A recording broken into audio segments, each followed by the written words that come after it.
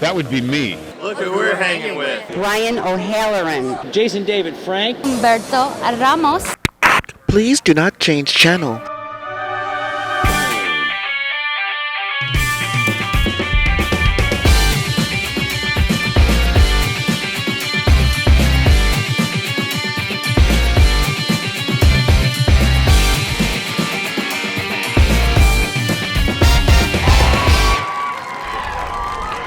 Hello, World Wide Web. Welcome back to the Hangin With Web Show. I'm GW Pomichter. We are here at the Bay Area Renaissance Festival over in Tampa Bay, Florida. And we are here right now hanging with Ash Cary of Knightwings Birds of Prey. Ash, thanks for hanging with us, man. No problem, man. I'm glad to have you guys. Glad to have you. Well, tell us a little bit about, you and I were off camera, we were talking a little bit about these birds.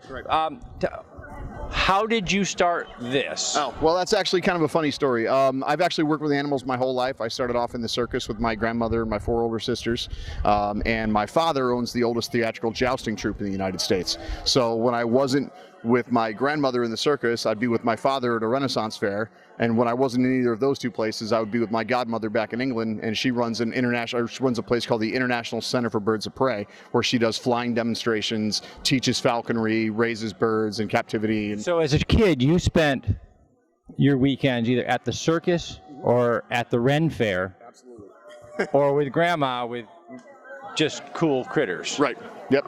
Wow. Yeah. All right. Well, you guys have some pretty cool birds here. Right. Yes. So we're gonna move this way and let her film some birds while we talk. Right. And you can tell me a little bit about this. So, sure. We've got. Let's start here. Let's start right in front here. This guy right here. This is an African Augur buzzard. It's basically Africa's red tail. There's about 60 of them here in North America right now. He is a juvenile. And he'll have his adult feathers next year. His name is Kasai. He's actually my wife's bird. My light phase African Augur was in the opening sequence of 310 to Yuma. So if you ever see the... Oh, wow. Okay, this is a movie star tent. We came to where all the fans, because over here in the back corner, we'll do that one. We're gonna ask the camera to come over here real quick, okay? Because over here in the back corner we have another movie star. Come around. All right, come around this way. We're gonna come around this way. Sorry about that. No, she's looking for the viewfinder. That's good. Okay, so over here we have another movie star. This is Ulysses. He's a European eagle owl. He'll actually be 29 years old next month. He was in the first 2 Harry Potter films. Wow! And you brought him with you here from England? Yes, indeed. When I came here in the late 90s, early 2000s and stuff, he came with me from there. Wow, that's fantastic, man. Now over here we have we just did him, and this is the star portion of the tent. Okay, so over here, he's a European common buzzard. It's essentially Europe's version of the red tail. He's also a juvenile bird. He's about 6 months old now.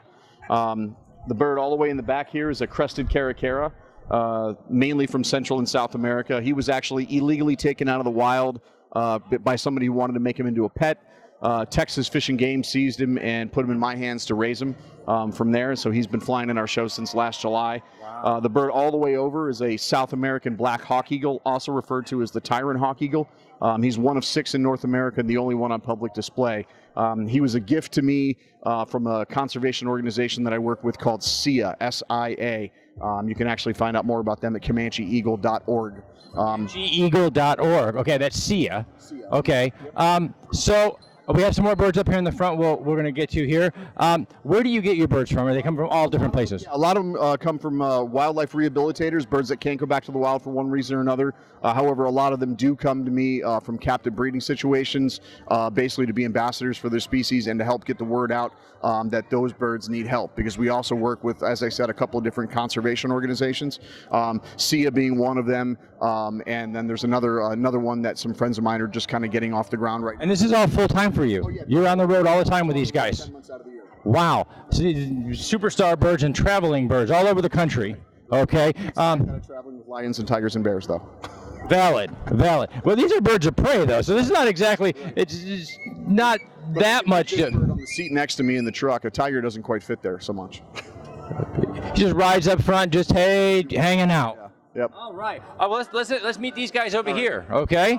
All the way up in the front here is our red tail. This is Titus. Next to him is our barn owl, Gesa.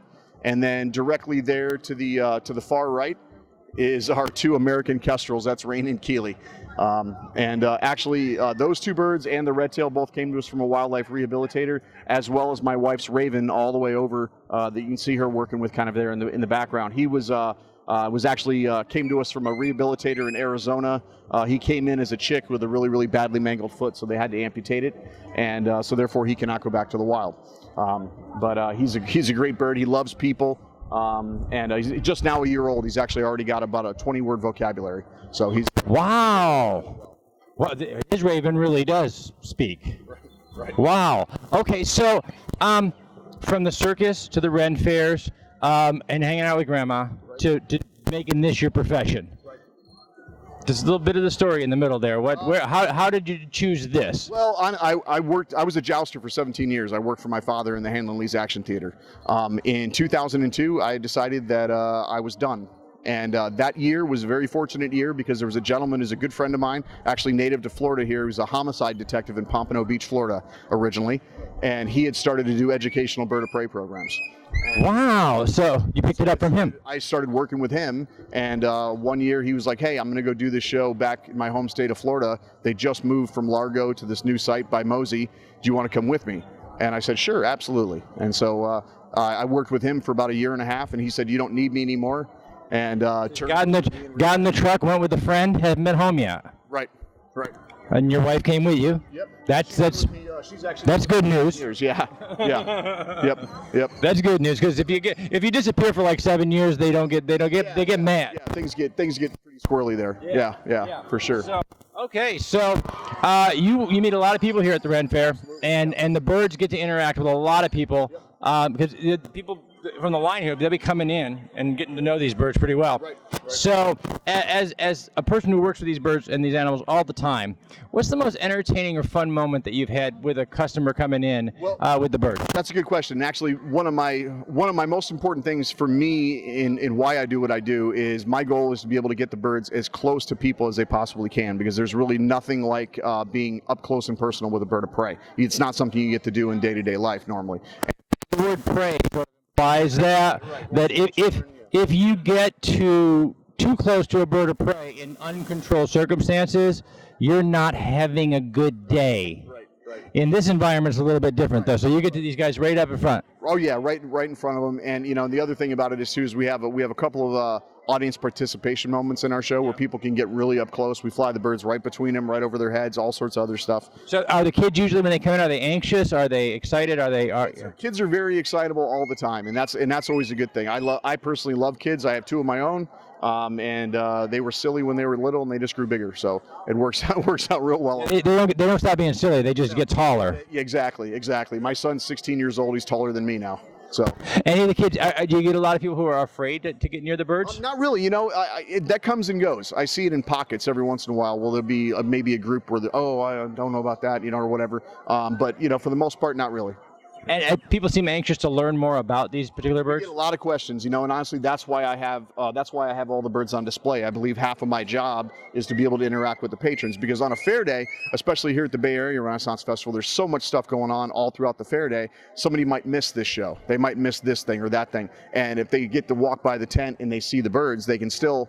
Oh, okay, and they can ask questions, and stuff like that. Or somebody will come and watch the show and go, hey, I didn't get a chance to ask you this before, but such and such. Okay, so now what you're doing a show with the birds? Yes, yeah, we do right over in the house. Okay, so what kind of show? What kind of show? What are these? We fly the birds around. We discuss their natural behaviors in the wild. We also discuss their value to the ecosystem, how important they are to us as humans, and also be able to tell people where they might see these birds at, and then again just to be able to interact with the patrons, get up close. Now, aside from being, you talk a little bit. Just we're going to give YouTube a tiny lesson here. We're going to give us like 2 minutes, okay? All right. So, you were talking about how valuable these birds are to the ecosystem and to us as human beings, okay? Other than just the awe and inspiration that we all see when we look up and there's something over our heads. Let's take our little guy back here. What other than just inspiring sheer awe and or terror if he's coming at you? What role does he play in our ecosystem? These guys, like I said, they're native to Europe and Asia. He's a European eagle owl. His family actually came from the Black Forest in Germany. They are the top of the food chain in the wild. So they have no natural predator other than other members of their own species. So everything underneath of them, they are kind of responsible for monitoring the population of. That's population control for every critter running around in the woods. Birds is population control. And to a case in point, the American kestrel is actually a very unique predator in the way that it's actually a linchpin predator. The term linchpin predator, basically what that means is it's a bird. It's all right, Rain. It's a bird that, or a linchpin predator is this. It's a predator that exists in our environment that if it was not there, our ecosystem would potentially fold in on itself. Sometimes that can happen in under a year and a half. Case in point, the Bengal tiger is a linchpin predator. I'm guessing based on their size, these guys are population control for rodents and really small creatures. Mice, voles, crickets, grasshoppers, all sorts of stuff that literally would drastically affect our agricultural system. Guys, if you don't know anything about the Black Plague, we need more of those guys. Right. Well, and actually speaking to that, one of the most unsung heroes of the bird of prey world is actually the vulture, the turkey vulture and the black vulture. Their digestive system runs so pure that they can eat just about anything, and everything that comes out the other end is almost completely sterile. Wow. They're responsible. Okay, they're going to flash that card at me because it's time for us to go. As we go, we are going to say thank you to our partners and friends at Something Unique Magazines, Famous Faces and Funnies, Krypton Radio, Off the Chain Radio with author Yvonne Mason, Space Coast Comics and Asylum Convention Entertainment Services. We also want to thank our new friends here at the Bay Area Renaissance Festival for inviting us in to hang out. And we really, really had a great time here learning about these fantastic animals. Folks, remember, come back over and over again, subscribe, and she held up a card that I can't read, or nor do I know what it really says. But you know what? I'm going to just say goodbye to you guys. Remember, everybody, log on, tune in, and see who we're hanging with next.